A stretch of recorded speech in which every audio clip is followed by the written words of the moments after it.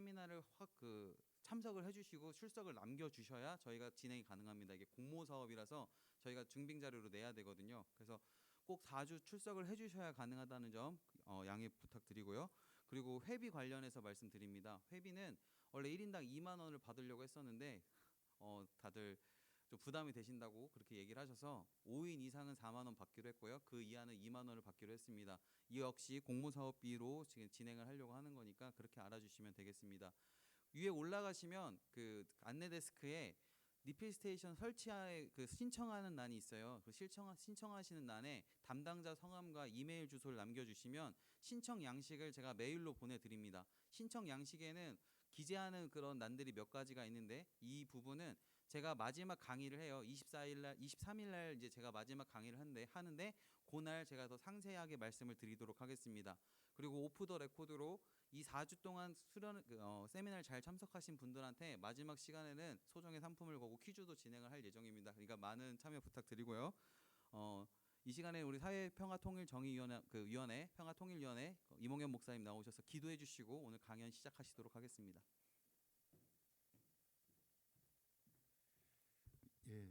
잠깐 간단하게 좀 설명 말씀드리고 시작해야 될 것 같습니다. 우리 사회 선교사이십니다. 우리 기장에는요 한 5, 6년 전부터 준비해서 뭐 생태환경, 정의평화, 통일 뭐 이런 분야에서 사회 선교사, 해외 선교사만 있는 게 아니라 국내에서 각 노예를 기점으로 해서 일을 할 수 있는 틀을 만들어 가자고 해서 저도 논의에 참여했고요. 그래서 총회에서 준비해서 2기째 했는데요. 1기가 상당히 좀 불안해서 4명 선임했다가 2명이 탈락했고요. 이제 2기 4명에서 지금 현재 우리 총회 사회선교사는 6명이 있습니다. 그중에 놀랍게도 우리 군산노예가 1명이 있다는 겁니다. 그게 굉장히 중요한 거고요. 그리고 우리 이창준 목사님이 주로 담당하고 있는 분야는 군산 노예를 기점으로 한 생태 선교.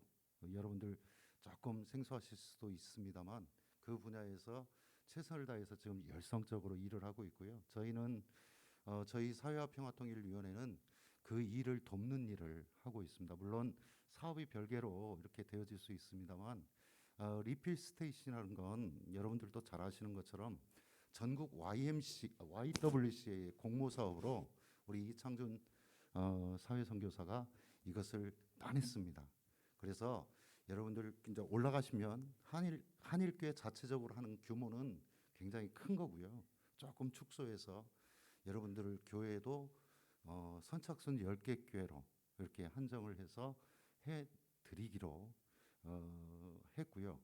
무엇보다도 중요한 건 우리 이영미 교수님이 오셨는데 이제 학술연구원 원장이신데 이게 한신대 신학대학원이시죠. 그래서 우리 교수님이 하시는 건 여러분들이 이 과정을 끝나고 나면요, 다음에 또 심학과정 그리고 또 이 과정이 끝나면 이제 전문 각 과정까지 전문가가 되어지면 여러분들이 이제 좀 시나 관공서나 학교 같은데 관변 단체에서 좀 사람들이 필요해요. 생태와 관련된 앞으로 그렇게 될 겁니다. 근데 몰라요. 그런 전문가들이 있는 줄. 그런데 저희도 역시도 가볍게 얘기하면 조금이라도 취업을 해서 함께 그런 자리에 들어갈 수 있는 틀을 오늘 이제 잠깐 말씀 나눴지만 우리 학술원 원장이신 이영미 교수님께서 우리 노예가 요청을 하면 그 전문가 과정까지 우리 기장총회에서 그 자격증을 발부하는 그러한 일들까지도 여러분들이 그 생태 환경 지도사로서 설 수 있도록 틀을 우리 노회에서 이제 시작해 보려고 합니다. 단순히 올해 안에 다 할 수 없습니다. 그렇지만 조금 우리들이 노력하면 저도 돕겠고요. 그리고 저도 하겠고요.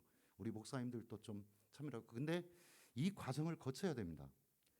여러분 이번 주까지 좀 봐드릴게요. 그러니까 많이 오실 수 있도록 전도하십시오.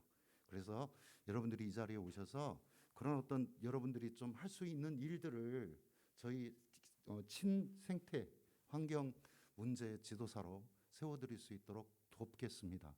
우리 신대원 학술원 원장이신 이영미 교수님, 그리고 사회화평화통일위원회 군산노회 우리 기장, 그리고 그리고 또 다른 협력하는 교학협력단까지 해서 이 일을 만들어 가도록 하겠습니다. 그러니까 여러분들이 꾸준히 지금 어렵다 힘들다 하시지 마시고 이건 아주 기초적인 과정이거든요.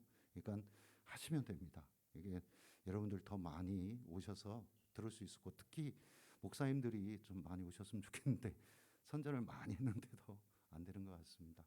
하여튼 이 자리에 오신 분들은 복받은 분들입니다. 이게 앞으로 좋은 일들이 많이 있을 줄로 믿습니다. 우리 함께 기도하겠습니다.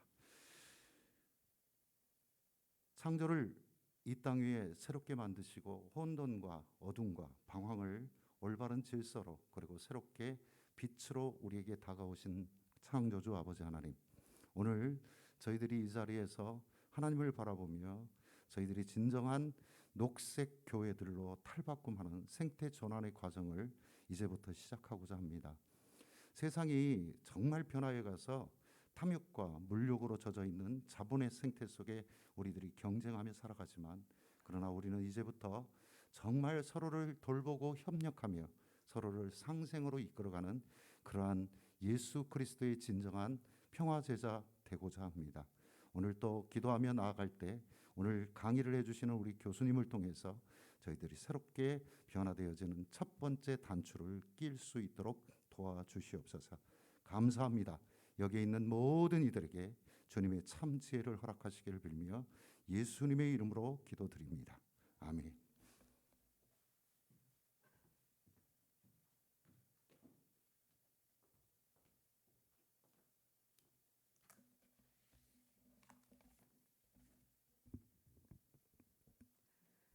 안녕하세요. 이영미입니다. 제가 마스크를 벗고 해도 괜찮을까요?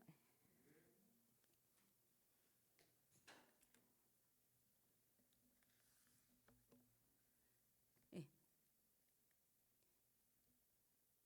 저희 이번에 이제 4차례에 걸쳐서 강연을 하면서 저를 첫 번째 강연자로 불러주셨는데요. 전체적인 제목이 생태적인 전환 어떻게 가능할까, 이것을 딱 보는 순간 그것이 저의 또 강연 그 제목이 됐으면 좋겠다고 생각해서 우연과 그다음에 저의 그 제안을 담아서 저의 강연 주제가 생태적 전환 어떻게 할까라고 하는 것이 되었습니다. 저는 한신대학교에서 구약을 가르치고 있고요.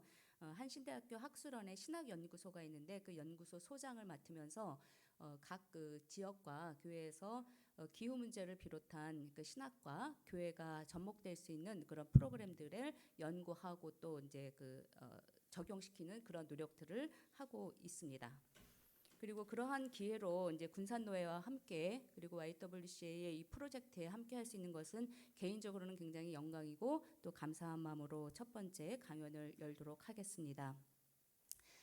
제가 이 기후와 관련돼 가지고는 2014년에 그러니까 12년에 제가 그 첫 번째 연구년을 가서 그 읽었던 책 중에 바이블 앤 인바이러먼트, 성서와 환경 맨 왼쪽에 있는 이 책을 보면서 생태 문제가 앞으로 화두가 될 거고 신학적으로 그리고 특별히 우리 교회 쪽에서는 성서가 가장 중요하잖아요. 그래서 성서 속에서 생태적 성서 읽기가 중요할 거라고 생각을 해서 이 책을 번역을 해야 되겠다 해서 번역을 해서 첫 번째 2014년에 성서와 환경이라고 하는 책을 번역을 해서 냈어요. 그리고 그 저작권도 굉장히 비싸게 학교가 도와주긴 했지만 그렇게 해서 했는데 그 당시만 해도 생태 신학이 그렇게 사람들에게 많이 읽혀지지가 않아서 약간 좀 폭망한 판매에서는 약간 폭망했는데 지금은 이게 저작권이 끝났어요. 저작권이 끝나가지고 재판을 할 수가 없는 상황에서 책을 막 문의가 올 정도로 생태 성서 신학에 대한 관심들이 이제는 많아지고 지금 우리 군산 한일교회 생태 선교사가 있는 것처럼 많은 관심들이 있게 돼서 굉장히 기쁜 마음으로 하여튼 그 성서 환경을 제가 생태적 성서 읽기에 대한 관심으로 했던 첫 번째 저의 연구 작업이었고 그리고 작년에 이제 그 50명의 그 신학자들이 모여서 가운데 보시는 지구정원사 가치사전이라고 하는 이 책을 만들었는데요. 이것은 뭐 학술적인 어려운 책이라기보다는 여러분들이 지금 생태 활동을 하거나 이렇게 생태에 관심이 있는 성도분들 그리고 또 목회자분들 같은 경우에는 간단한 어떤 그런 묵상, 생태적 성서 묵상 이런 모임을 할 때 제가 적극 추천하고 싶은 그런 책입니다. 거기에 저는 균형이라고 하는 꼭지로 함께 참여를 해서 냈던 책이고요. 그다음에 세 번째는 제가 한국여성신학회 회장으로 2년 동안 봉사하면서 치유와 여성신학이라고 하는 저희 무크지를 내는 게, 그러니까 무크지 내는 게 있는데 거기에 주제를 이 기후 환경 그리고 기후를 비롯한 여러 가지 그 문제들을 담아서 치유가 필요한, 그리고 저희가 코로나가 있었잖아요. 예, 코로나가 있어서 코로나가 있고 해서 여러 가지로 치유가 필요하더라고요. 그래서 저희가 치유와 여성신학에 여기에 저는 이제 기후에 대한 그 책을 냈습니다. 그리고 그 외에도 그 육식에 관련된 그다음에 그 기후에 관련된, 그리고 목포 성서 학당에서도 생태적 성서 읽기로 한번 강연을 한 적이 있고, 그래서 평소에 이런 많은 관심을 가지고 살고 있는데, 저는 이러한 학술적인 활동보다도 생태적 전환 어떻게 살지를 여러분과 함께 나눌 수 있는 저의 개인적인 것은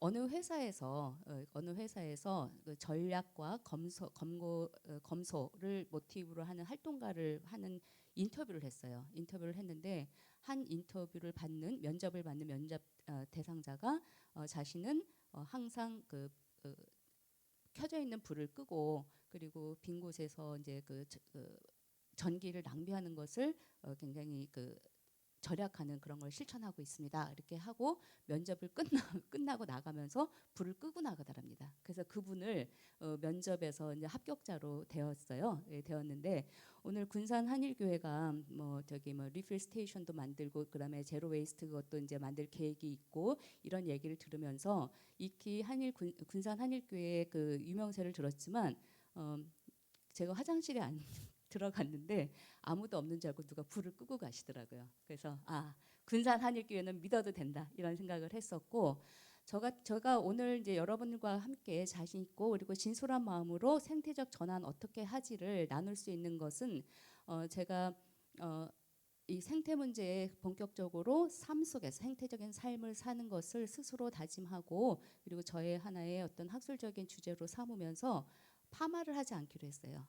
파마를 하지 않기로 하면서 화학약품, 염색은 합니다. 그럼에도 불구하고 염색도 안 할 것을 지금 생각을 하고 있지만, 그래서 제가 이렇게 커트를 치기 시작을 했어요. 예, 이런 식으로 파마한 것이 잘못됐다는 얘기가 아닙니다. 그러니까 저의 하나의 어떤 그런 소명으로 작은 다짐을 그렇게 하는, 그래서 생태적인 삶 어떻게 하지? 이 부분은 결론부터 얘기하고 언제 끝나도 끝나려고 먼저 결론으로 이렇게 말을 트는 건데요. 생태적인 전환은 어떻게 하지? 생태적 회개를 하면 됩니다. 우리가 회개를 하고 회심을 하고 마음을 돌이키고 살아가는데 그것을 생태적으로 어떻게 회심을 할지 그것에 대해서 여러분과 오늘 나눌 텐데요. 아까 말씀드렸던 것처럼 이 활동하시는 분들, 생태 활동하시는 분들은 저보다 더 전문적으로 많은 정보들을 여러분들과 나눌 수 있고, 그래서 4번에 걸친 이 이야기를 하면서 저는 남들이 다 인터넷에서 얻을 수 있는 그러한 정보보다는 제가 제 전공을 하면서 성서를 통해서 여러분들하고 어떻게 생태적 전환이 가능한지를 성서를 통해서 한번 살펴보는 그런 시간을 가지려고 합니다. 그래서 생태적 전환은 생태적 회심을 통해서 충분히 할 수 있고, 그리고 그것이 삶 속에서 행동으로 나타나는 것, 그것이 오늘의 결론입니다. 네, 그러면 그 결론에 도달하기까지 저희 하나하나 성서를 여러분들과 살펴보려고 하고요.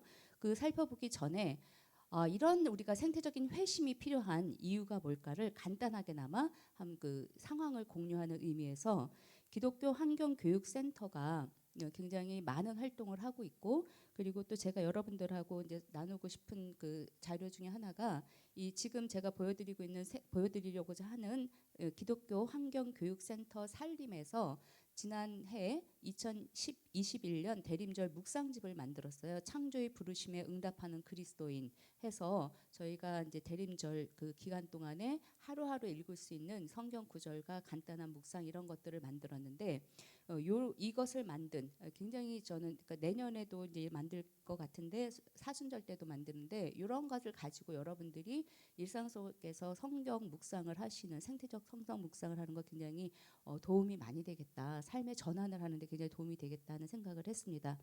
그리고 제가 지금 가지고 그러니까 하고 온 귀걸이 같은 경우에도요.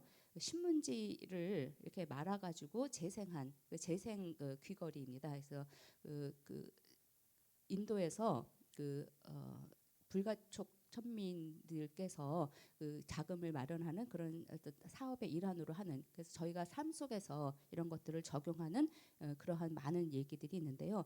이러한 일들이 왜 그리고 어떻게 필요한지 어느 정도 심각한지에 대한 그러한 그 비디오를 만든 것이 있어서 그것을 봄으로서 여러분들과 함께 강연을 시작해 보도록 하겠습니다.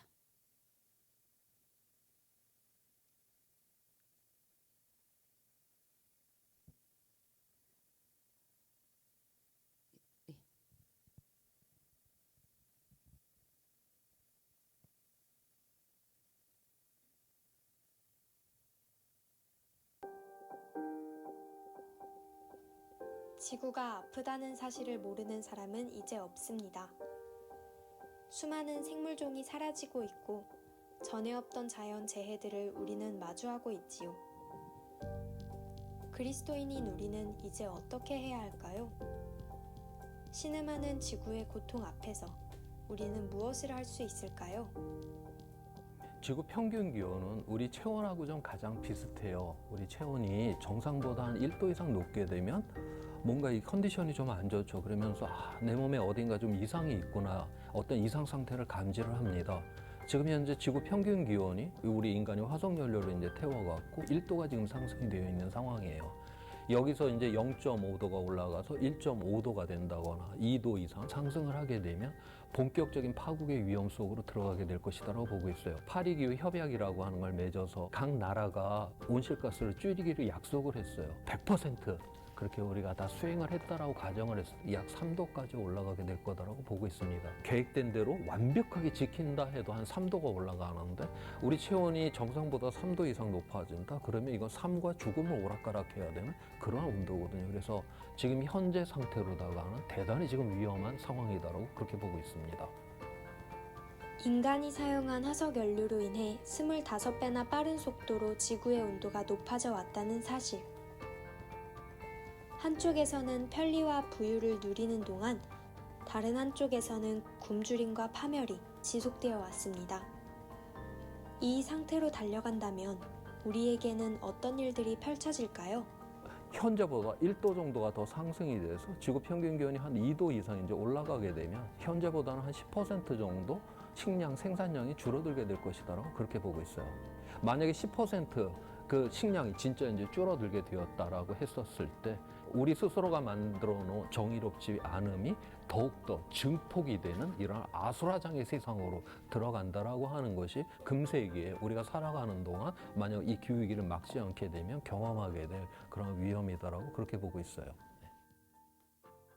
기후위기는 내가 받아들이고 싶지 않다고 해서 피할 수 있는 것이 아닙니다. 우리는 이미 기후위기의 한복판에 서 있습니다. 수많은 생명들이 이 땅에서 기후위기로 고통받고 신음하며 죽어가고 있습니다. 주님께서는 이 땅에 오셔서 지극히 작은 자 하나에게 하지 않은 것이 자신에게 하지 않은 것이라고 말씀하셨습니다. 이 기후위기로 고통받고 있는 가난한 자들과 유청소년 젊은이들 그리고 말 못하는 자연들이 바로 하나님께서 이 시대에 가장 사랑하고 있는 자들이라고 할 수 있습니다.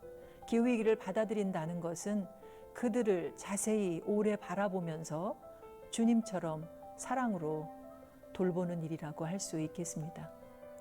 예수님께서 사람들이 이제 잠잠하면 돌을 들어 외치게 한다라고 하는 그런 말씀을 하신 적이 있죠.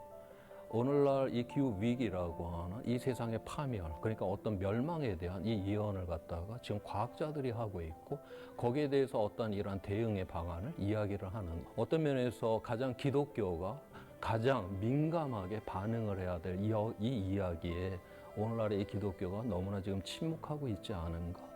증인으로 서는 것이 중요합니다. 거대한 재앙 앞에서 이미 앞서서 말할 수 없는 탄식으로 먼저 이 지구를 끌어안고 치유해 가시는 주님의 영이 우리 안에 있는 것을 안다면 구체적으로 행동하지 않고는 견딜 수 없을 것입니다. 교회 안에서 성도들과 더불어 기후 이야기를 서로 증언하면서 지역 주민들과 더불어 에너지를 사용하고 직접 생산하는 것뿐만 아니라 교통수단도 바꾸고 또 지역 차원에서의 탄소 중립의 목표를 더 높이며 실질적으로 이루어가는 일들을 할 수 있으리라 생각합니다. 기후 위기의 증인으로 서는 것에 교회와 그리스도인들이 앞장설 수 있겠군요. 그런데 이러한 우리의 노력이 정말 의미가 있기는 한 걸까요? 성경에 보면 일을 이루시는 분은 하나님께서 하신다라고 했어요. 우리가 일을 완성하는 사람은 아니죠. 일을 이루시는 분은 하나님이시기 때문에 우리 배에다가 이 돛을 갖다가 펼치는 사람이다. 바람은 불어와야지 이게 나가게 되는데 이 돛을 준비하고 돛을 펼치지를 않는다라고 하면 그 하나님의 바람이 불어왔을 때 이 배는 나갈 수가 없게 되겠죠. 그렇기 때문에 우리는 그 어떤 상황 속에서도 돛을 만들고 돛을 펼쳐야 하는 게 우리의 자세가 아닌가 그렇게 생각을 하고 있습니다. 탄소 중립, 기후 교회.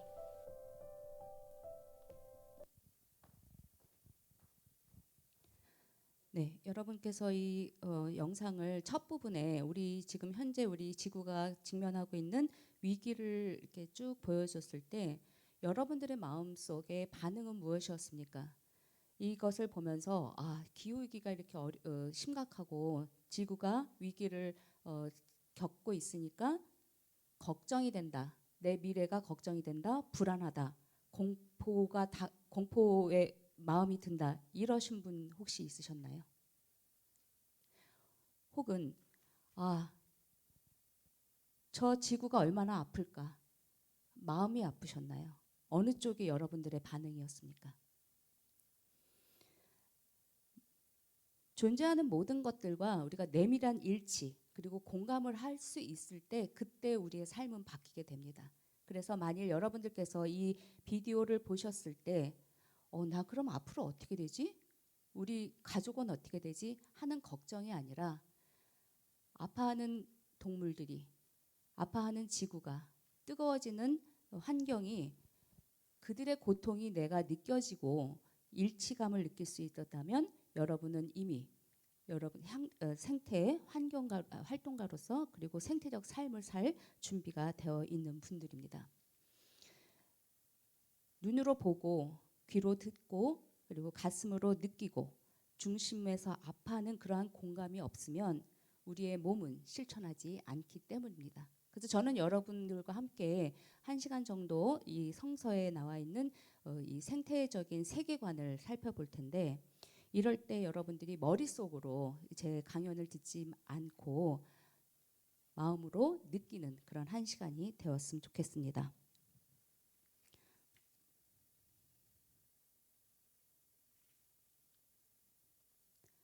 제가 노안이 와가지고 이게 이걸 보려면 돋보기를 써야 되고 저걸 보면 이걸 써야 돼가지고 어떻게 해야 될지 모르겠네요. 네, 벗고 그냥 하겠습니다.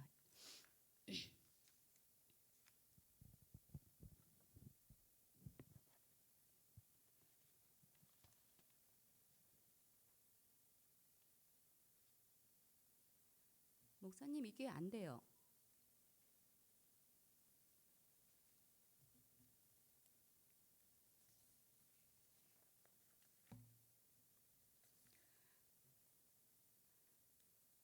저걸 하는 동안 여러분들하고 제가 이제 그 질문을 좀 던져보겠습니다. 오늘 이제 여러분들하고 성서의 생태적 세계관에 대한 인식의 전환, 그것이 생태적 삶의 전환의 출발점이라는 말씀을 같이 얘기를 하고 싶은데요. 여러분은 성서가 하나님에 대해서 어떻게 말을 하고 있다고 생각하세요? 성서가 말하는 하나님, 아니면 성서가 말하고 있는 이 창조 세계, 우리가 살고 있는 지구, 그리고 성서가 말하는 예수 그리스도. 여러분들이 신앙 고백하는 것을 지금 말씀 안 하셔도 좋고요. 네, 한번 생각을 좀 해보시면 도움이 될 것 같습니다. 그리고 성서가 말하는 인간은 도대체 어떤 존재지? 그리고 우리가 종말이 온다 그러잖아요. 그 성서가 말하고 있는 종말은 어떤 거지? 하는 것을 한번 생각을 해보시면 됐습니다. 그래서 이제부터 시작을 해보겠는데요. 오늘 말씀을 드리려고 했던 것은 지금 하고 있는 그러한 질문들을 제가 하나하나씩 성서를 통해서 살펴보려고 하는 겁니다.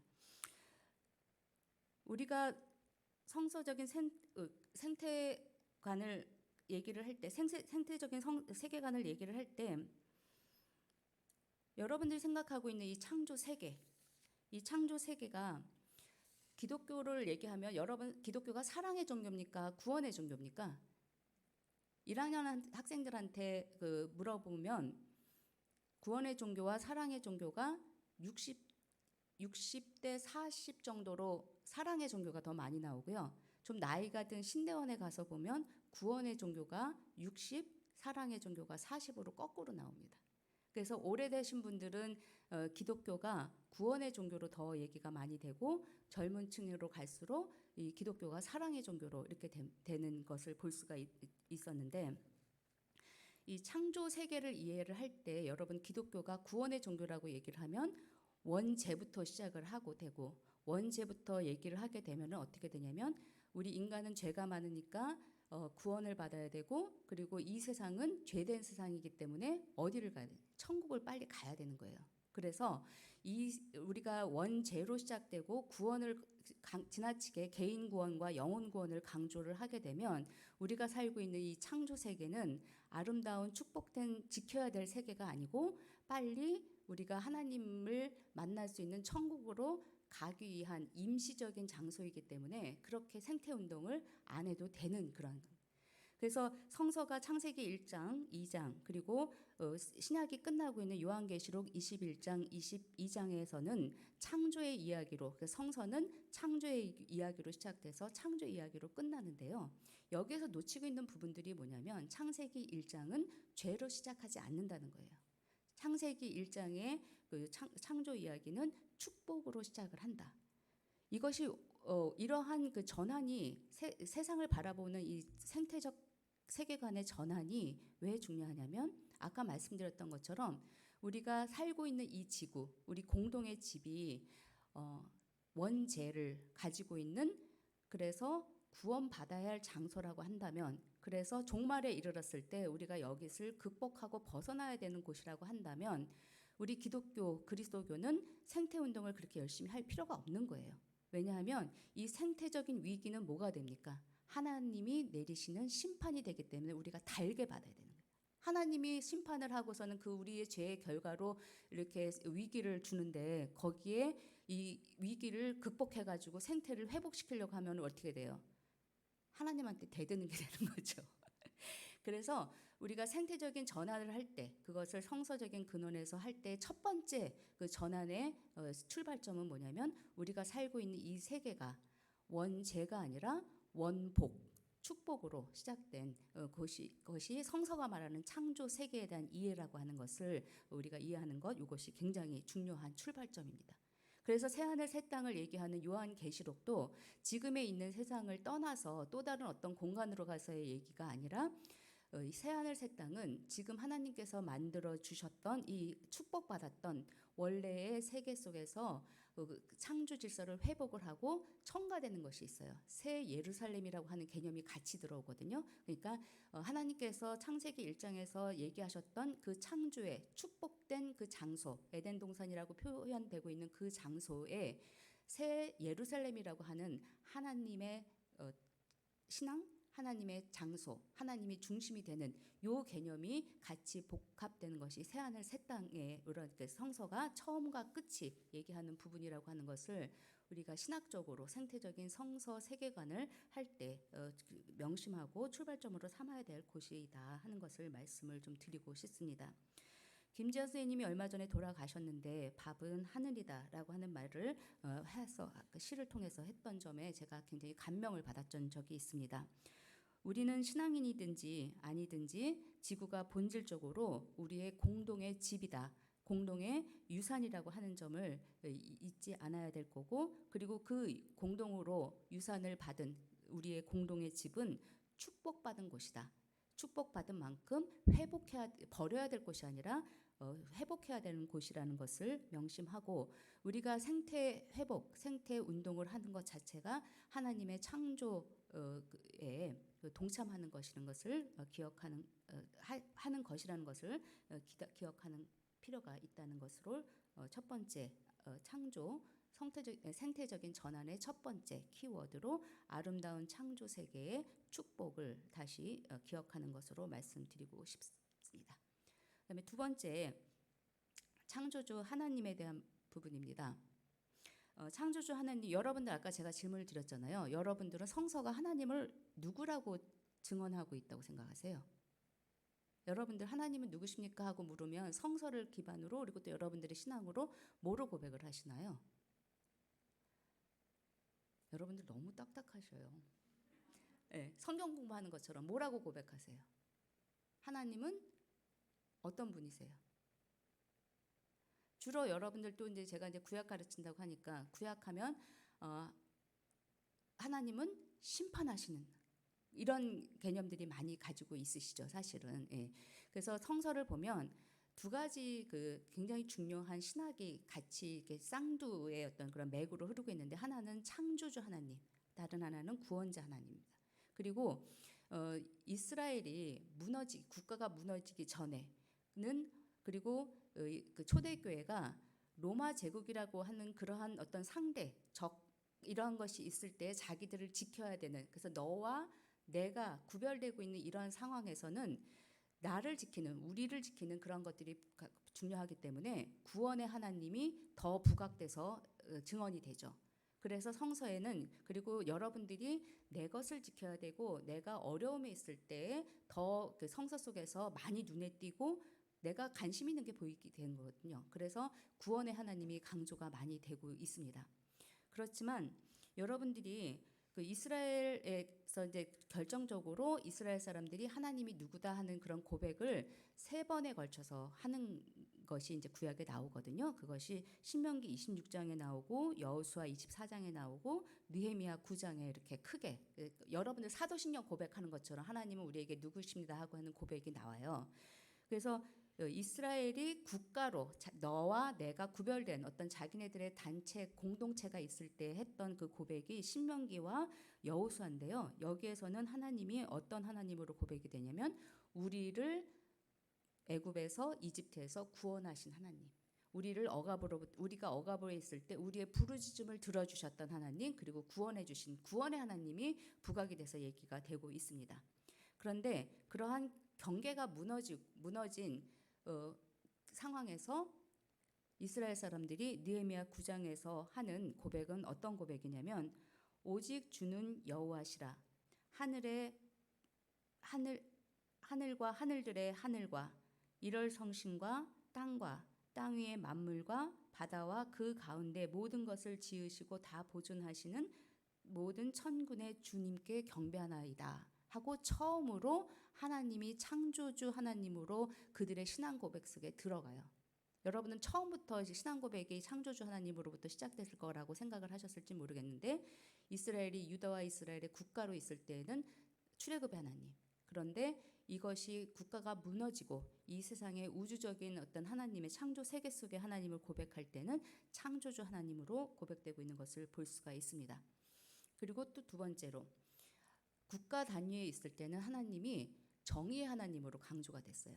그래서 하나님은 율법을 그러니까 정의의 하나님 얘기할 때는 율법이잖아요. 그래서 여러분들 모세오경 보고 그다음에 다윗 유다가 멸망할 때까지 율법을 지키고 율법을 순종하고, 율법에 대한 강조점이 굉장히 많이 나오는 것을 볼 수가 있는데, 출애굽기 34장이나 시편, 그다음에 요엘, 요나, 여기에서 계속해서 반복되고 있는 그런 하나님에 대한 고백, 요 본문들은 다 언제 얘기가 됐던 본문들이냐면 이스라엘이 무너진 다음에 하나님을 고백할 때 하나님은 자비롭고 은혜롭고 노하기를 더디하시고 용서를 하시는 인자와 진실의 하나님이다 하는 국률의 하나님의 고백으로 고백되고 있습니다. 정의의 하나님은 우리가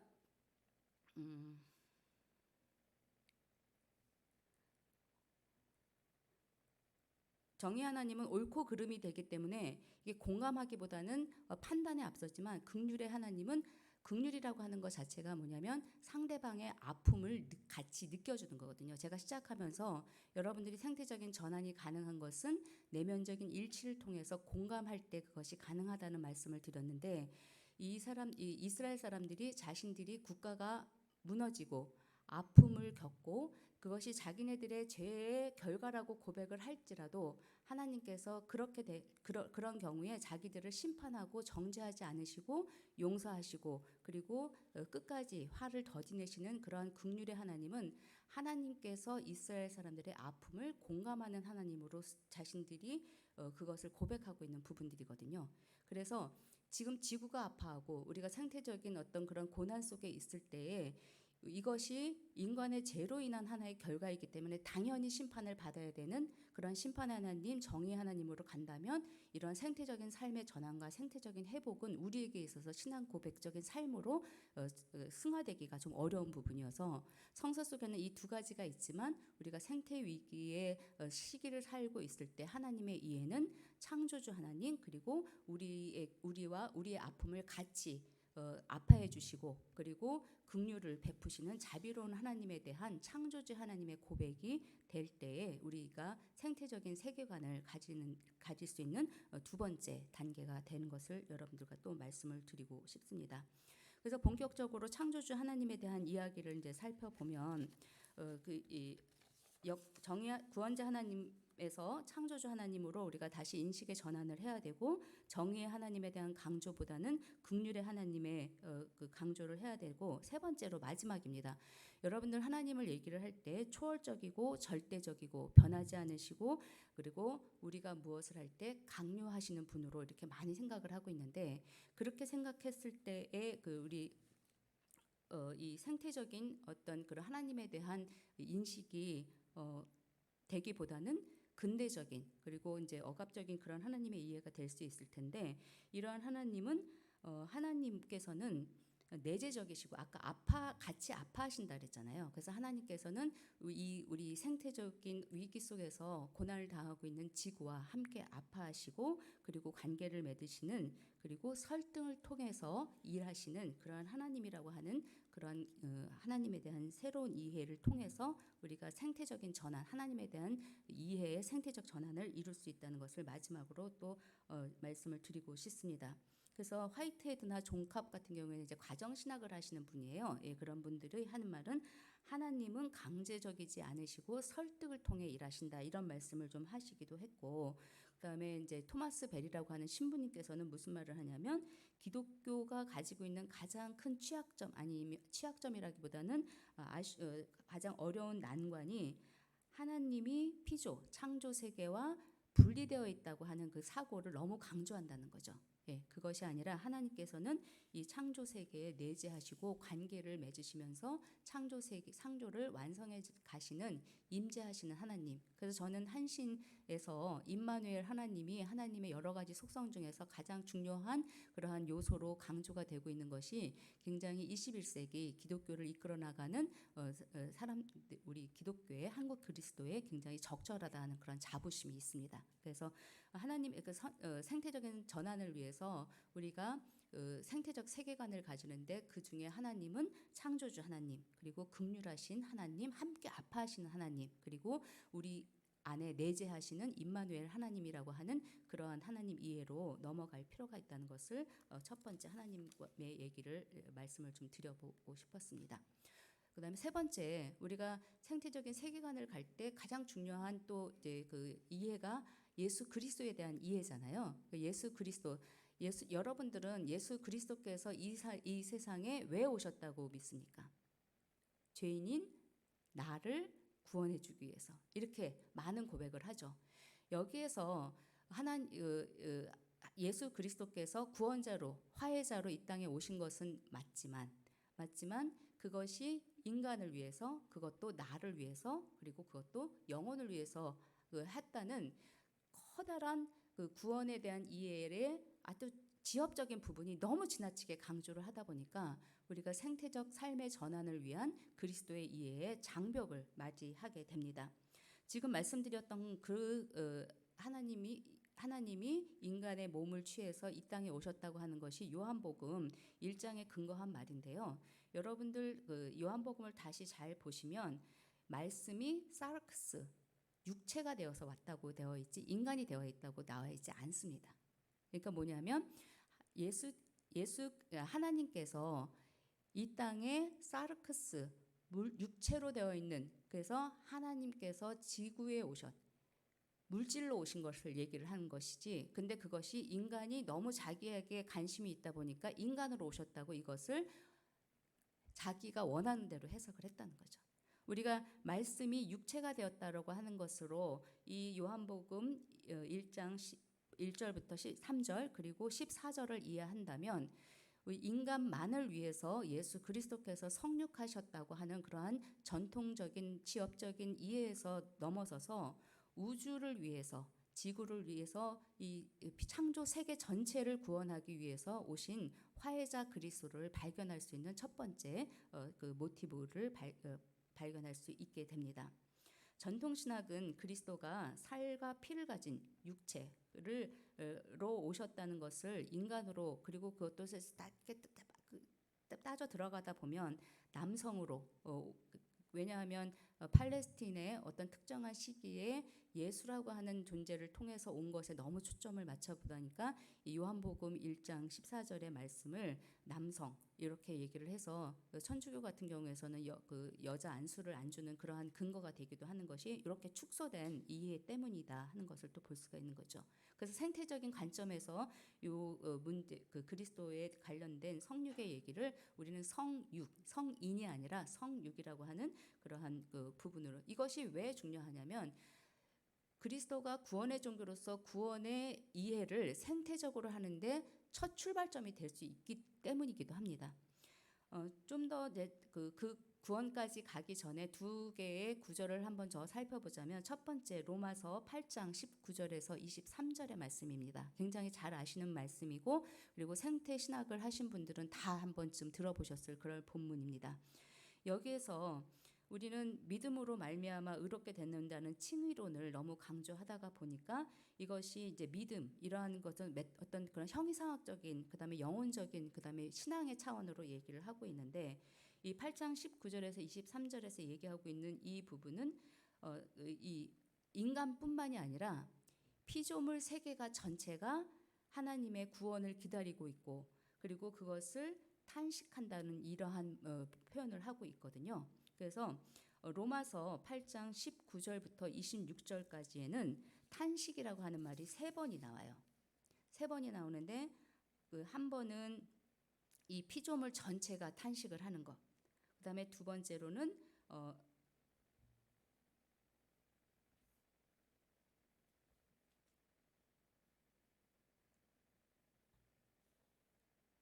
22절 피조물이 이제까지 함께 탄식하는 거, 그거 한 번이 나오고요. 그다음에 23절에 성령의 처음 익은 열매를 받은 우리가 탄식하는, 인간이 탄식하는 게 나오고요. 그다음에 26절에 가면은 성령의 탄식이 나옵니다. 이것이 똑같은 그리스도 탄식을 얘기를 하면서 우리는 이 세계 속에서 아픔을 그리고 고통을 당하면서 인간만이 탄식한다고 얘기를 하고 있는데, 피조물도 탄식하고 인간도 탄식하고 동일한 그 아픔을 가지고 성령 하나님께서 탄식한다는. 그래서 여기에서 이 고난에 대한 구원에 대한 염원, 그리고 그 상황에 대한 아픔과 탄식이 피조물도 함께, 인간과 함께, 그리고 하나님도 그 탄식에 동참하는 것을 이렇게 우주적으로 확장시켜서 볼 수 있는 그러한 생태적 구원의 이해가 가능한 것이 또 이 로마서 8장이기도 합니다. 그리고 요 로마서 8장 19절 23절을 이해해서 굉장히 중요한 또 하나가 뭐냐면 전통적으로 여기에서 썩어짐의 종노릇을 하고 그리고 피조물이 허무한 데서 굴복한 것은 20절입니다. 피조물이 허무한 데서 굴복한 것은 자기 뜻이 아니고 오직 굴복하게 하시는 이로 말미암음이다. 이것을 요 굴복하게 하시는 이를 많은 분들이 하나님이라고 이제 그 해석을 하고 있는데 그 바이런이라고 하는 그 신학학자는 이것이 피조물이 허무한데 굴복하는 것이 자기 뜻이 아니고 오직 굴복하게 하는 요 주체를 인간으로 해석을 하는 거예요.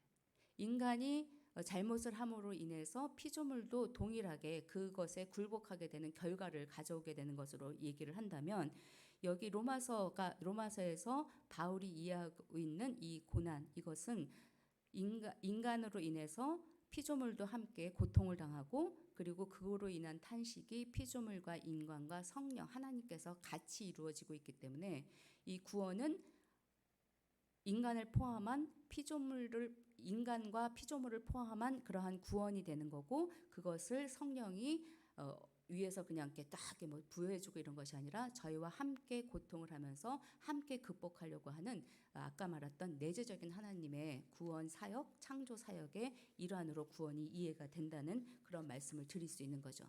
제가 이렇게 얘기를 하는 부분들이 좀 생소하실 수 있는데 우리가 지금까지 이해했던 구원의 이해, 인간을 위한 구원 이러한 것들이 확장돼서 거기 안에 구원의 대상도 그렇고 그리고 구원을 이루어 나가는 과정 속에 참여하는 자도 그렇고 나뿐만이 아니라 피조세계, 창조세계가 같이 간다는 그러한 것을 제가 지금 여러분들한테 설득을 하려고 계속 설명을 하고 있는데 낯설어서 내가 낯선 거는 접수를 안 하는 게 또 우리 사람들 만나면 낯가림 하잖아요. 생각도 마찬가지거든요. 그래서 무슨 하나님이 나를 구원하러 오지 무슨 뭐 강아지 구원하러 왔어? 뭐 나무 구원하러 왔어? 이거 말이 돼? 생소해서 넘어가시기보다는 한 번쯤 같이 한번 고민을 좀 해보시고 그리고 이 성서가 얘기하는 그런 부분들도 같이 한번 고민을 좀 이렇게 살펴보시면 좋을 것 같습니다. 그리고 세 번째입니다. 골로새서 1장 15절에서 20절까지 얘기하고 있는 여기에서는 이 골로새서에서 얘기하고 있는 부분이 또 이제 뭐냐면 하나님께서 모든 피조물보다 먼저 나셨고 그리고 그 하나님께서 그 안에 함께 17절에 예수께서 만물보다 먼저 계시고 15장 아닌가요? 맞나요? 네. 네.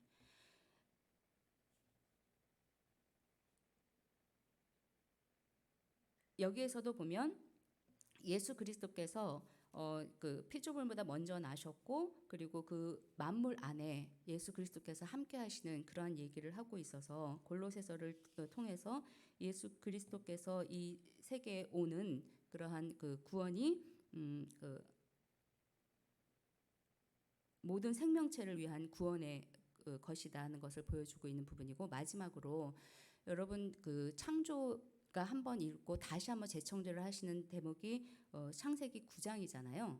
창세기 9장에서 이것을 노아의 언약이라고 많이들 생각을 하시는데 이 노아의 언약이 아니라 지금 제가 9장을 보여드리고 있는데 여기에서 제가 빨간 걸로 표시한 부분이 4번이 5번이 이 짧은 본문에 성경에서 여러분들이 같은 말이 2번 이상 반복이 되면 저자가 정말 저에게는 강조하고 싶은 얘기구나 하고 들으시면 돼요. 여기에서 지금 4번이나 반복돼가지고 나오는 얘기가 뭐냐면 너희와 함께한 모든 생물과 함께 맺으신 언약이 이 창세기 9장에 나오는 언약이라고 하는 거죠.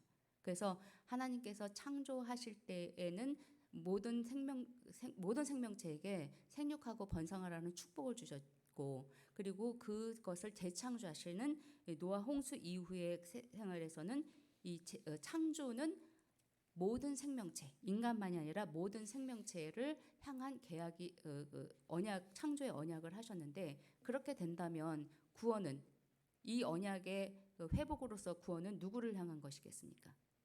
모든 생명체에게 계약을 맺으신 거기 때문에 모든 생명체를 향한 그러한 구원이 된다는 것. 그래서 제가 세 번째, 여러분들의 생태적인 전환을 위한 신학적인 재성찰 요것을 위한 부분으로 우주를 위해 구원하기 위해서 오신 우주적 그리스도를 한번 같이 살펴보았습니다. 그다음에 네 번째로 살펴보자고 하는 것은요, 인간입니다.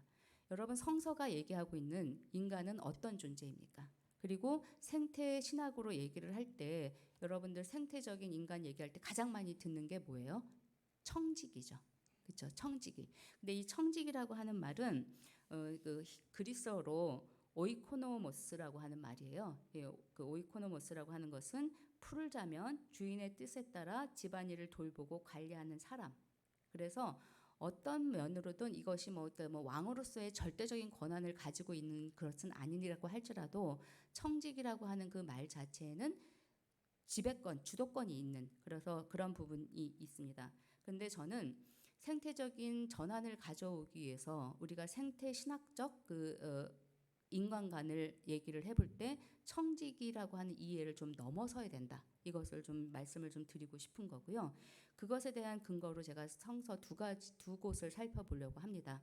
이 두 곳을 통해서 저는 인간은 하나님과 창조된 이 피조물 사이의 존재로 이 둘을 이어주는 그러한 특별한 능력을 부여받은 특별한 존재인 건 맞는 것 같아요.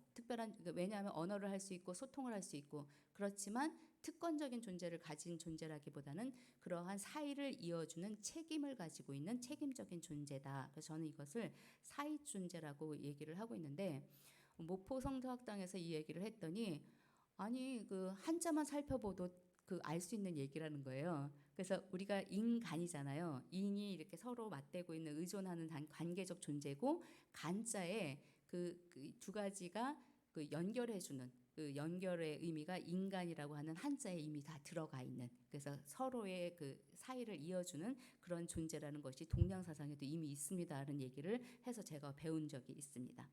지금 말씀드리고 있는 1장 26절에서 23절에서 여러분들이 지금 제가 이렇게 공간을 해놓은 것이 뭐냐면 히브리어에서는 이렇게 보면 중간에 우리가 하다 보면은 전반부 후반부 이렇게 나누는 것처럼 1장 26절부터 28장까지가 하나의 단위인데 그 중에 중간에 나누는 단위가 형상대로 창조하시되 그 뒤에 아트나가 있어요. 그래서 그거를 나눠서 전반부 후반부를 나눈 건데 여러분들이 색깔로 제가 표시해 놓은 것처럼 맨 처음에서 하나님과 인간이 하나님의 형상으로 이렇게 똑같이 반복이 되고 있고 그다음에 뒷부분에서는 생육하고 번성하라고 하는 부분들이 남자와 여자라고 하는 것이 이렇게 얘기가 되고 있고 그다음에 공통되게 인간에게 그 위에는 다스리라 밑에도 다스리라 이렇게 되고 있는데 이것을 설명을 드리자면은요. 1장 27절이 인간에 대한 창조예요. 인간에 대한 창조인데 인간에 대한 창조의 전반부는 누구하고 연결이 되냐면 하나님하고 연결이 된 거예요. 하나님하고 연결이 돼서 이 인간은 하나님의 형상대로 돼서 하나님과의 어떤 그런 관계성을 맺는 그런 존재로 그 다음에 아트나 중간 순퍼가 있는 그 다음은 남자 여자라고 하는 그 생식의 구별 그 생식의 구별이고 그 바로 뒤에 나와 있는 이 생식의 존재로서 생식하는 존재로서 인간은 생육하고 번성하라고 하는 동일한 축복을 동물에게 동일한 축복을 받은 동물 중에 하나라는 거예요.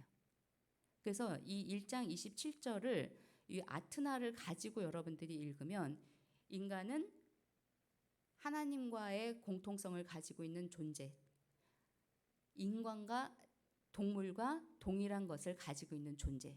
그런데 여기에서 공통되게 가지고 이들을 묶어낼 수 있는 것은 뭐냐면 하나님이 이 세상을 다스리는 그 다스리다라고 하는 그 능력과 이 실질적으로 하나님을 대리해서 이 세상을 다스리고 있는 인간의 책임은 다스리는 것에 있다고 하는 것을 보여준다는 거죠. 네.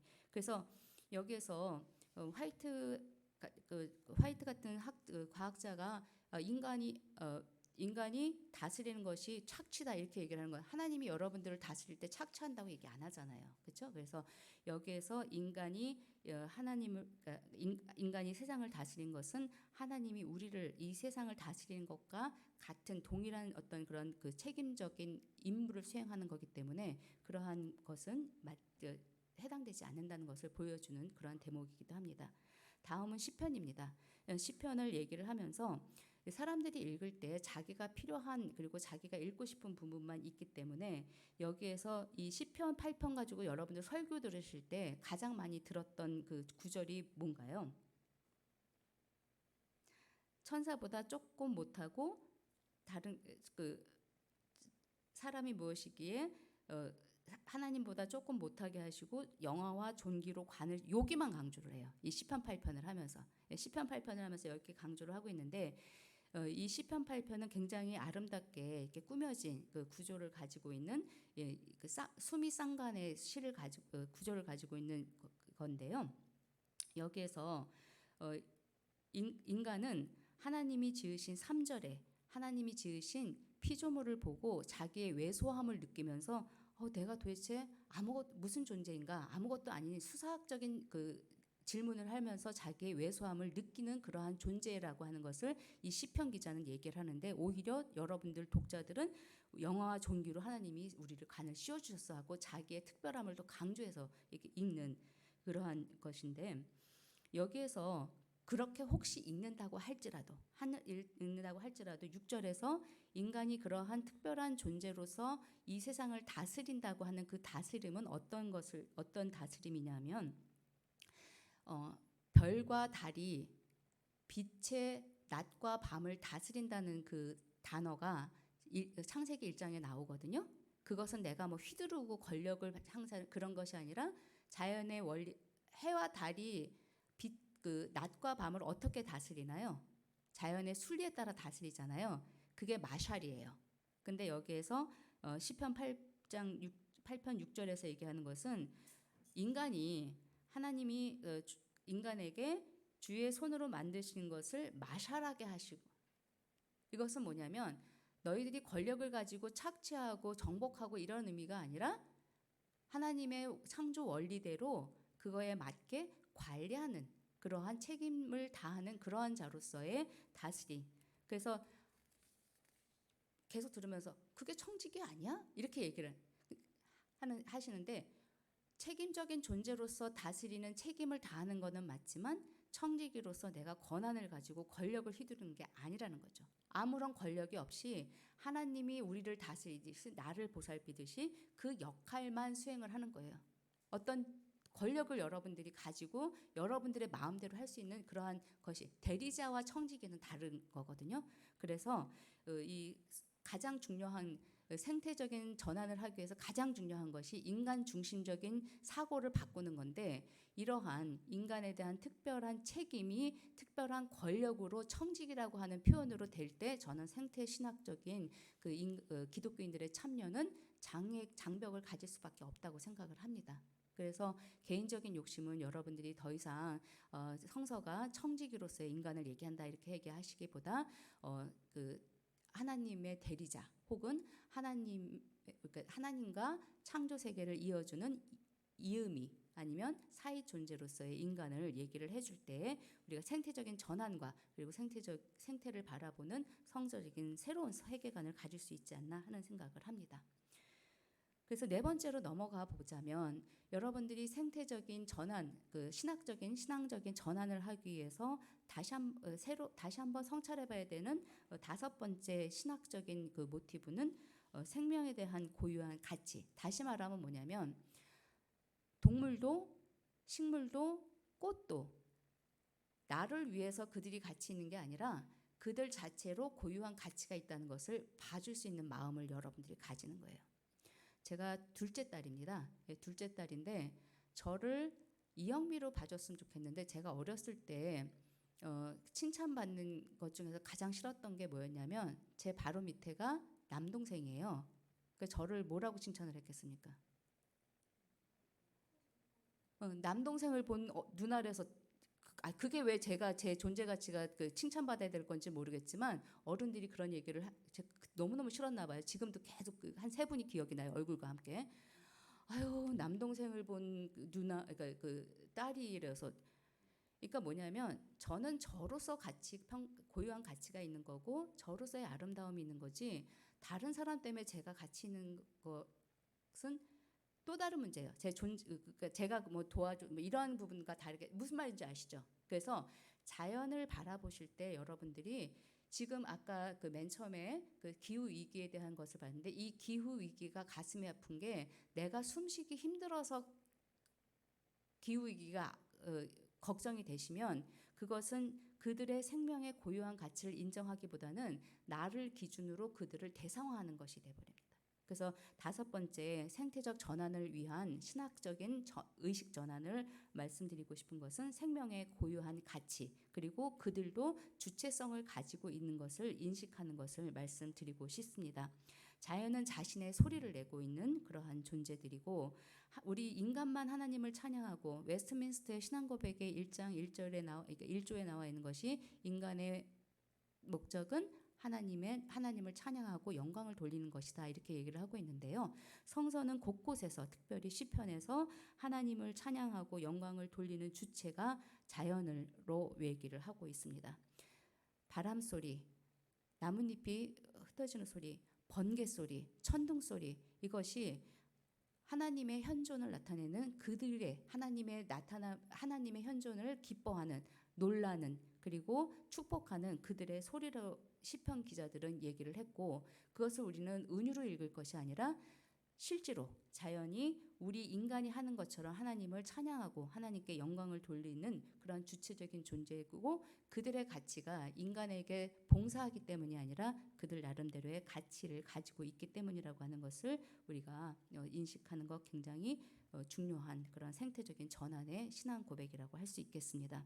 다른 생태 구성원들은 인간을 위해서 존재하는 그런 목적적 존재들이 아니라 그들 자체가 그 존재 자체로 아름다운 그러한 주체라고 하는 인식 이러한 것들이 로마서 1장 20절에서도 얘기를 할 수 있고 이들이 아파할 때도 그들이 그 예레미야 같은 데 보면은 땅이 슬퍼한다는 표현이 나와요. 네, 그러한 부분들 굉장히 재미있는 표현이라고 생각을 했는데 그래서 이제 이러한 것들을 근거로 해서 아까 제가 말씀이 육신이 되었다는 그 육체가 되었다는 그 말씀과 그리고 지금 얘기한 것처럼 피조물들의 자신들의 고유한 가치 그리고 그들이 하나님을 영광을 하는 이 온 우주 자체가 하나님의 내재성을 표현한다는 점에서 셀리 맥페그라고 하는 그 여성 신학자는 지구는 하나님의 몸이라는 그런 표현을 쓰기도 합니다. 이렇게 자연을 바라볼 때 우리의 눈 그리고 우리들의 인식을 전환하는 것 이것이 바로 생태적인 전환인 거거든요. 근데 그러한 생태적인 전환들이 여러분들의 신앙 고백 속에서 밑에서부터 이렇게 정말 가슴에서부터 나올 때 그때의 이러한 신앙 고백적인 삶들이 여러분들의 일상 속에서 승화되어 나올 수 있는 부분이라고 얘기를 할 수가 있습니다. 몇 가지 사례를 좀 읽어보고 넘어가도록 하겠습니다. 시편 19장 1절부터 4절 굉장히 아름다운 시인데요. 하늘이 하나님의 영광을 선포한다. 궁창이 그의 손으로 하신 일을 보여주고 있다. 드러내고 있다. 날은 날에게 말하고 밤은 밤에게 지식을 전하니 언어도 없고 말씀도 없고 들리는 소리도 없으나 그의 소리가 온 땅에 통하고 그의 말씀이 세상 끝까지 이르도다. 하나님이 해를 위하여 하늘에 장막을 베푸셨도다. 인간이 없어도 자연이 하나님의 영광을 드러내고 그들이 날과 날에게 말을 하고 밤이 밤에게 이 대목 너무 아름다운 것 같아요. 이런 식으로 자연의 어떤 그런 고유한 가치들을 여러분들이 이야기를 할 수 있는 그리고 2015년에 교황 프란시스코가 찬미 받으소서라고 하는 생태와 관련된 회칙을 했어요. 그래서 지금 서울에 있는 수원교구, 그러니까 그 수도권에 있는 수원교구 같은 경우에는 이거를 근거로 해서 이 군산 한일교회보다 더 큰 규모의 생태 목회를 하고 있습니다. 천주교가 좋은 건 교황의 말은 성서적 권위 비슷한 그런 전통적 권위를 가지고 이것을 딱 할 수 있는 그러한 부분들이 있어서 이 찬미받으소 이 책을 근거로 해서 천주교 쪽에서는 굉장히 그 생태 목회를 그 열심히 하고 있는데 이 책에서 이런 말이 나오고 있습니다. 인간을 중심으로 다른 모든 것을 대상으로 삼는 인간 중심주의는 당장의 유익을 가장 우선으로 여기게 되고 나머지 모든 것은 이용하기 위한 대상이 돼버린다. 그래서 생태운동도 아픔으로 공감하는 긍휼의 하나님의 한 연장선상으로 가는 것이 아니라 내가 손해를 보니까 내가 손해를 보는 부분들에 더 안락한 삶을 위해서 하는 목적적 그다음에 목적 지향적인 그러한 일이 돼버리는 거죠. 예. 그래서 생태는 그렇게 이익을 위한 그다음에 자연을 대상화하고 그러한 부분이 아니라 함께 공유하고 아파하는 그러한 부분들로 다시 인식이 전환되면서 출발해야 되는 그런 부분입니다. 그 다음에 하나만 더 읽고 이 5번째에 모든 생명체가 고유한 가치를 갖고 있다는 것을 마치려고 하는데요. 욥기 본문입니다. 욥기 31장 38절에서 이런 말이 나와요. 만일 내 밭이 나를 향하여 부르짖고 밭 이랑이 함께 울었다면, 네, 제가 강아지를 한 명 키우고 있는데 얘가 말을 할 수 있다면 제 삶이 얼마나 네, 그래서 만약에 나무가 말을 할 수 있다면 밭이 말을 할 수가 있다면 우리 인간은 어떤 삶을 살 수 있을까? 그러한 공감하는 삶 그리고 그러한 것들을 그들이 말은 못하지만 그들이 언어라고 하지 않는 또 다른 형태의 그 소리를 통해서 우리에게 하는 말을 경청할 때 우리는 생태적인 전환, 생태적인 회심을 할 수 있을 것 같아요. 네, 그래서 이러한 경청의 그 말씀들을 제가 요한계시록에서도 했는데 시간이 있으니까 계속 그냥 넘어가도록 하겠습니다. 네, 그래서 마지막으로 그 생명체의 고유한 가치, 그러니까 자연을 바라볼 때 자연 쟤네는 나하고 상관이 없어가 아니라 나하고 관계되는 그런 어떤 고유한 가치를 가지고 있는 나의 가족, 그다음에 나하고 연관이 있는 어떤 존재, 대상이 아니라 존재, 같이 함께하는 어떤 존재로 본다면 그것에 그렇게 느끼는 가장 효과적인 방법이 뭐냐면 이들을 형제로 인식하는 거예요. 그리고 그것을 삶 속에서 했던 부분이 여러분들이 잘 아시는 아시시의 프란시스코인데 이 프란시스코가 지은 시 중에 피조물의 찬가라고 하는 것이 있습니다. 여기에서 다 읽지는 않을 거고요. 태양을 형제라고 불러요. 그리고 달과 별을 누이라고 부릅니다. 바람과 공기를 형제로 부르고 물을 누이라고 불러요. 여러분들이 아무개 그거 저거 할 때는 그 사람을 인격체로 어떤 존중하는 그런 주체로 보기보다는 그것이 돼버리지만 나와 너 아니면 나와 누이 나와 형제가 되었을 때는 그것이 관계적 존재로 바뀌게 되는 거죠. 그래서 우리가 5번째 모든 생명체는 주체성을 가진 고유한 가치를 가진 존재다 하는 것을 얘기를 할 때 그들에게 이름을 붙여주십시오. 이것을 실천할 수 있는 가장 좋은 방법이 뭐냐면 여러분들 화분 혹시 집에서 기르시면요. 화분들한테 이름을 적어주세요. 사랑이 너 화평이 해. 그 다음에 너는 또 뭐가 있을까요? 기쁨. 이런 식으로 식물을 동물을 이름으로 여러분들 반려견이나 야옹이 할 때 제일 먼저 데리고 오면 뭐해요? 이름 지어주잖아요. 그 왜 그래요? 고양아 이렇게 부르지 않고 방울아 이렇게 부르주는 이유는 이거입니다. 우리가 어떤 존재를 이름으로 인식할 때 그들의 주체성을 인지해주고 있기 때문에 여러분들이 자연을 이름으로 부를 때, 이름으로 인식하기 시작할 때 우리는 생태적인 전환과 생태적인 인식을 가능하게 할 수 있다는 거죠. 그래서 자연스럽게 6번째의 생태적 전환으로 넘어가는 겁니다. 그래서 나와 내가 살고 있는 우리 공동의 집인 지구는 상생하는 예배 공동체다.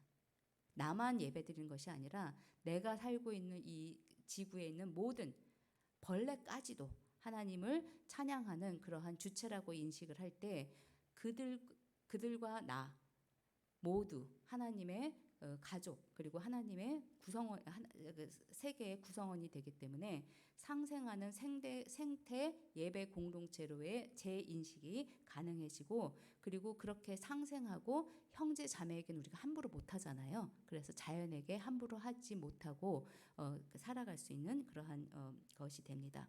그렇게 해서 상생의 공동체를 하는 것이 여섯 번째 우리가 생태적 전환을 위한 신학적인 재인식을 말씀을 드리고 싶은 부분이 있고요. 여기서 상생으로 할 때 우리가 제일 중요한 것은 인간은 흙으로 돌아가는 존재라고 하는 것을 깨닫는 것, 잊지 않는 것. 우리 알아요. 자꾸 잊어버려요.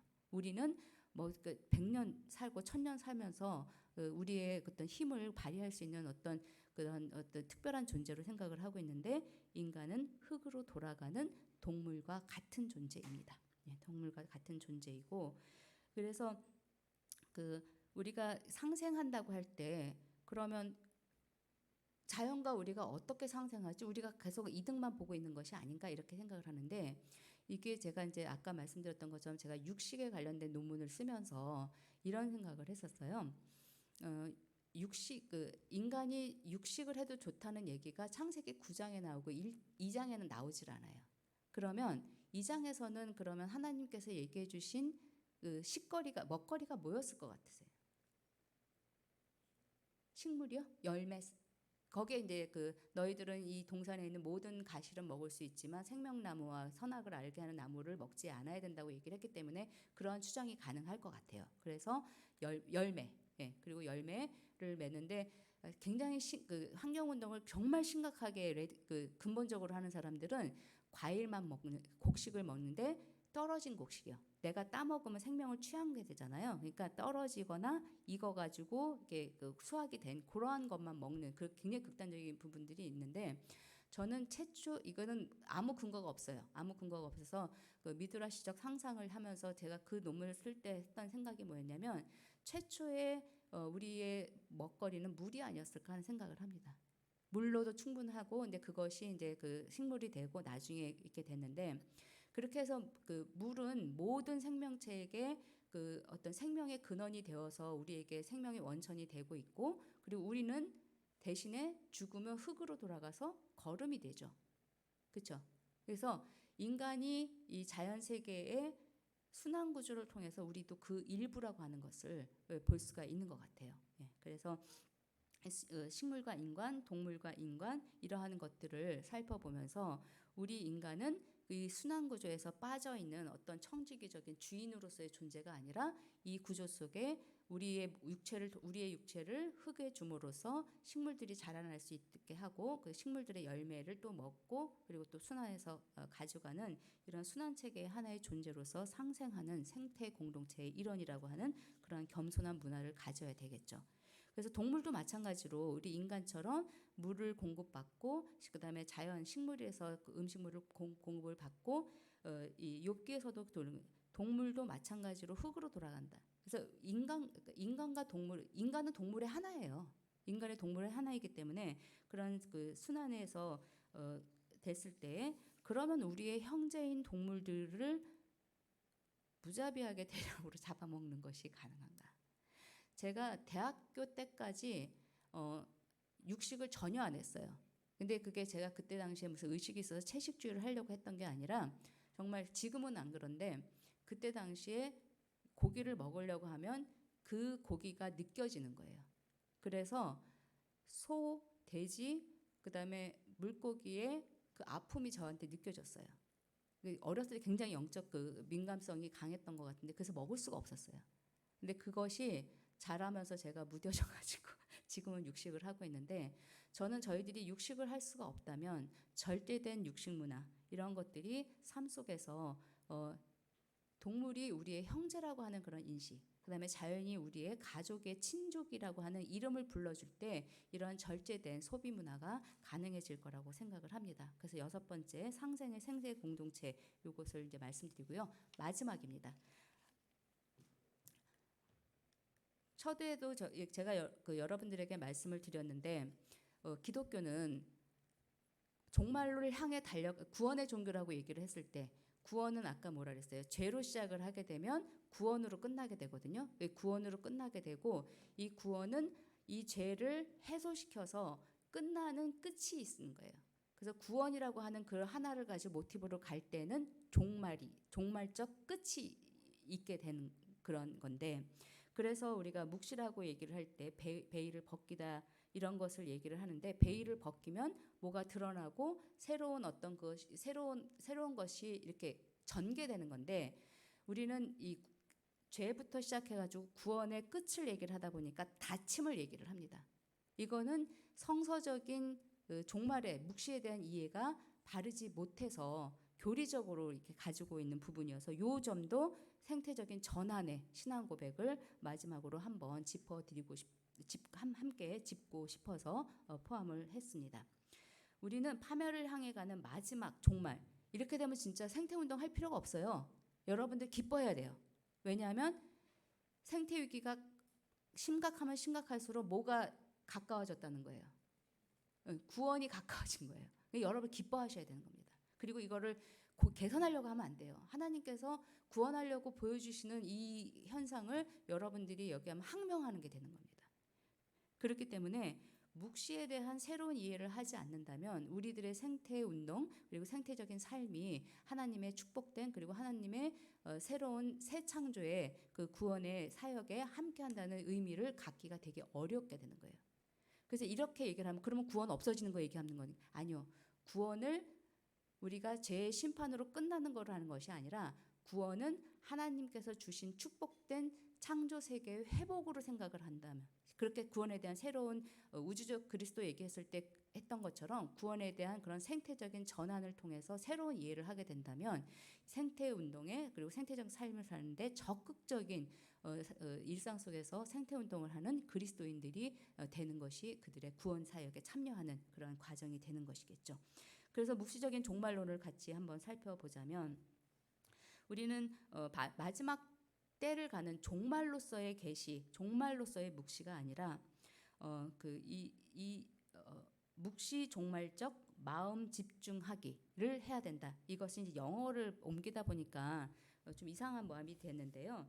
이게 이제 그 캐서린 켈러라고 그 미국의 그 두루 대학에서 가르치시고 있는 굉장히 유명한 그 신학자인데, 묵시적 종말에 맞서서, 그러니까 그 묵시를 접하면서 이런 얘기예요. 그래서 기후 민주주의 그리고 마지막 기회들 이렇게 얘기를 하는데, 여기에서 생태 위기 이런 것들이 종말로 얘기할 때는 끝이잖아요. 근데 이렇게 위기 이런 것들을 하면 이제 우리가 하나님께서 우리의 할 일을 들춰내 보이신, 묵시라는 뜻 자체가 베일을 벗기다라 그랬잖아요. 그래서 지금 이러한 생태적인 위기들이나 그다음에 고난이나 이러한 그 총체적인 어떤 어려움들, 이것은 하나님께서 우리에게 마지막 기회를 들춰내 베일을 벗겨주시는 기회로 보자는 것이 이 새로운 묵시 종말적 마음 집중하기의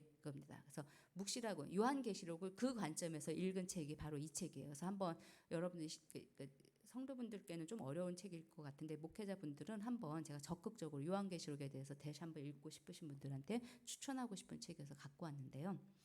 묵시 종말적인 마음 집중하기, 이것을 얘기를 하자면 임박한 재앙을 종말의 시간으로 인식하는 것이 아니고 우리가 당면한 마지막 기회로, 이 마지막 시간, 마지막 기회. 그러면 우리가 뭐를 하게 돼요? 비상 행동을 하게 되는 겁니다. 네.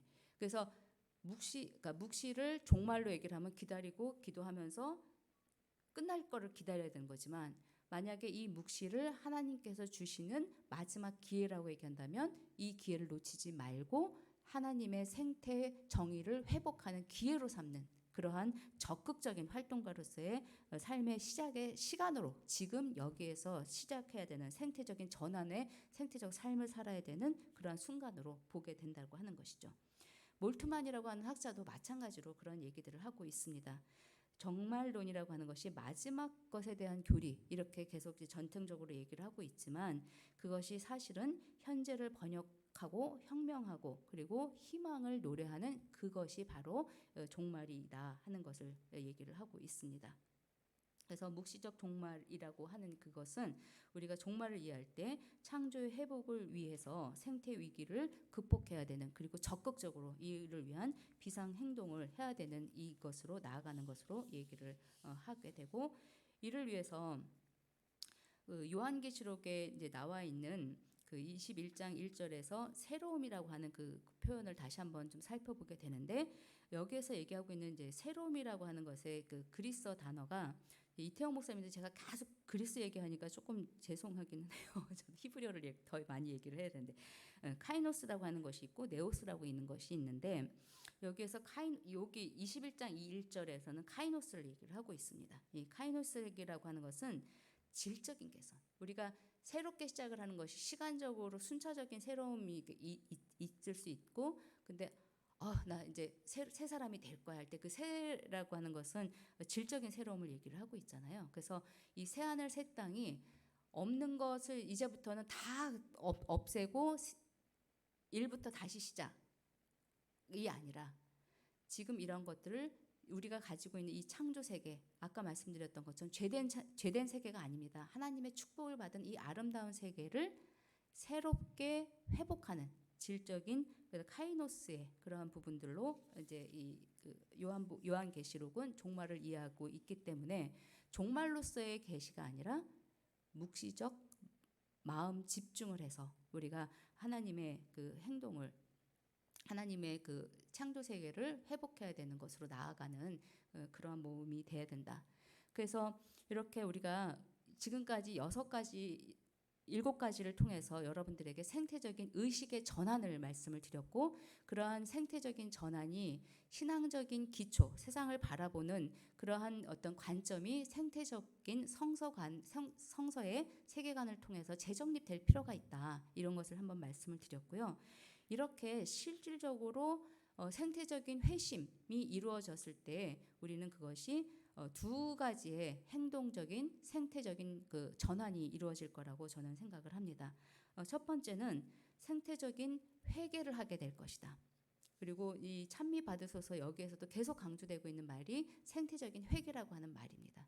그러니까 우리의 죄를 회개하고 있는 단순한 우리의 개인적인 삶에서의 죄의 고백이 아니라, 생태 세계와 관련돼 가지고 우리의 책임적 행동을, 그리고 의무를, 아까 사회 존재로서의 역할을 담당하지 못한 거에 대한 그러한 죄책 고백, 이런 것들로 우리가 그 회심, 전환을 시작을 해야 되는 것이 첫 번째 생태적 회심을 말씀을 좀 드리고 싶어서, 그렇게 생태적 회심을 할 경우에 우리가 교회적 차원에서, 그리스도 공동체의 차원에서 할 수 있는 부분들이 무엇이 있을까?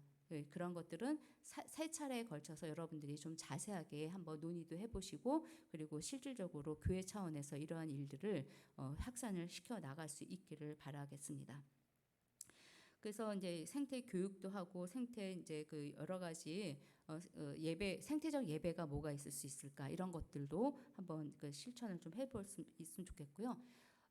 무엇보다도 저는 아까 우리가 생태적인 전환은 내적인 일치와 긍휼을 통해서 일어날 수 있는 것이라고 말씀드렸던 것처럼, 행동의 회심도 성령을 통해서 이루어질 수 있다고 생각을 합니다. 그런데 이 생태적 전환을, 행동의 전환을 가능하게 하는 그러한 성령은 비움의 성령, 영성이라고 말씀을 드리고 싶습니다. 그래서 마지막으로, 저의 강연의 마지막으로, 우리가 생태적 전환의, 행동의 전환은 비움의 영성을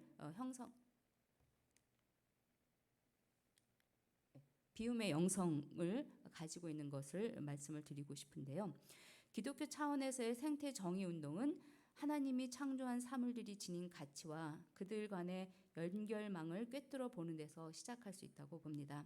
생명과 살림의 기회를 박탈당하고 있는 존재들이 보이기 시작할 때 비로소 진정한 생태적 회심과 각성이 일어날 수 있을 것이기 때문입니다. 전통적이고 교리적인 종교 언어들을 가지고 현재의 생태 위기와 환경 부정의를 이렇게 표현하고 있는 그런 것들이 가능하지도 않고, 그럴 때는 내 가슴으로 이런 것들이 느껴지지 않기 때문에 생태적인 행동의 전환은 이루어지기 어려울 것입니다. 여러분들, 제가 이 강연들 준비도 하고 또 다른 원고 때문에 보고 그러면 기후 위기, 그다음에 생태 정의 이렇게 하면 너무도 많은 유튜브가 이렇게 올라와 있습니다. 그래서 우리가 몰라서 생태 정의 운동, 생태적 전환을 이루지 못하는 것이 아닙니다. 정보는 이미 많이 넘쳐 흘러가고 있고, 그래서 저는 정보 전달을 오늘 강의에 초점으로 맞추지 않은 이유이기도 합니다. 근데 문제는 정보가 없어서가 아니라 우리가 피조 세계와 소통하고 공감할 수 있는 언어와 감수성이 갖추어지지 못했기 때문에, 느끼지 못하기 때문에 이러한 것을 김신영 선생님이 얘기했는데 저는 정말 100% 공감을 하기 때문에 여기에 인용을 좀 해보았습니다. 이러한 것을 위해서 우리가 인간 중심주의를 극복을 해야 되고, 소유 중심을 극복을 해야 되고, 그 다음에 자연을 대상이 아니라 나의 일부로, 내 형제로, 자매로 받아들이기 위해서 우리는 나를 비우는, 내 속에 있는 탐욕, 그리고 내가 잘나고자 하는 그런 어떤 명예에 대한 욕망, 이런 것들을 비우는 것으로부터 실천해야 되고, 그것을 먼저 우리보다 실천을 해주셨던 예수 그리스도의 찬가를 통해서 빌립보서 2장에 나와 있는데요. 이러한 것을 통해서 비움의 영성을 실천할 때 우리는 생태적인 행동의 전환이 가능하다. 이런 것을 말씀드리고 싶습니다. 하나님의 나라는 최고 혹은 중심이 되고자 하는 용명을 비워내고 하는 데부터 실천될 수 있고 출발될 수 있기 때문에 여러분들은 그 그리스도의 찬가, 그리고 예수 그리스도께서 보여주셨던 그런 비움의 마음을 가지고 생태적 회심을 통해서 생태 정의를 실현해 나가는 그리스도인들이 되시기를 주님의 이름으로 부탁드리면서 오늘의 강연을 마치도록 하겠습니다. 감사합니다.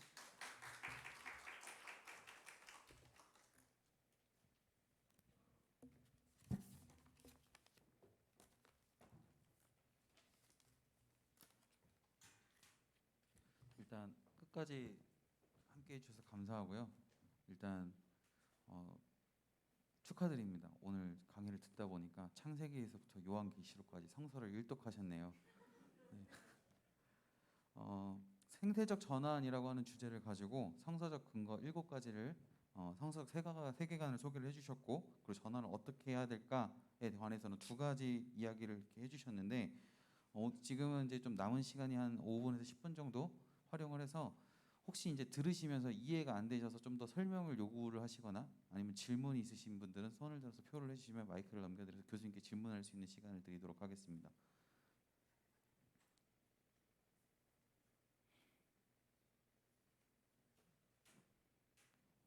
일단 좀 낯선 그 이야기들을 많이 듣다 보셔서 좀 어려우실 수 있겠다는 생각이 드는데,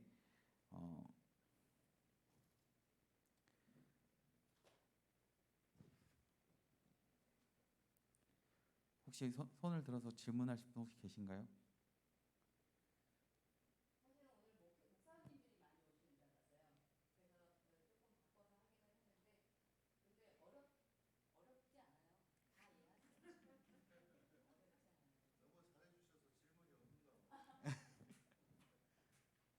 질문이 없으면 좀 서운하니까 제가 하나 하고, 예, 제가 제가 궁금해서요. 아까 마지막으로 이제 제시해 주셨던 게 생태적 회심하고 비움의 영성에 관해서 얘기를 했습니다. 일단 생태적 회심이라고 얘기를 했을 때 우리가 회개라고 하는 이야기를 교회에서 많이 쓰잖아요. 근데 교회에서 이제 회개를 할 때는 보통 이제 예수님의 피로 말미암아 우리가 이제 구원을 얻어야 된다라고 하는 그런 보통 그런 생각을 가지고 이야기를 했을 때, 그럼 만약에 이제 교수님께서 좀 예를 들어주셔서 생태적 회심을 가지고 우리가 죄를 고백을 한다, 다시 그렇게 한다라고 하면 우리의 신앙을 어떻게 고백을 할 수 있을지 그런 예시를 좀 하나 들어주시면 이해가 좀 편하지 않으실까 그런 생각이 듭니다.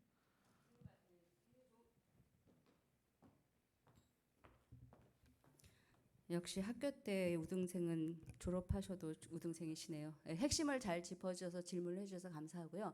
여기서 생태적인 우리가 아까 말씀드렸던 구원에 초점을 맞춘 전통적인 신학에서 우리가 생태적인 회심을 할 때는 그것이 구원이 아니라 창조 신앙으로 이렇게 초점을 돌려야 된다는 말씀을 드렸잖아요. 그래서 생태에 대한 회심은 뭐냐면 우리가 하나님이 만들어 주신 이 아름답고 축복된 세상을 지키지 못한 책임을 회개하는 것입니다.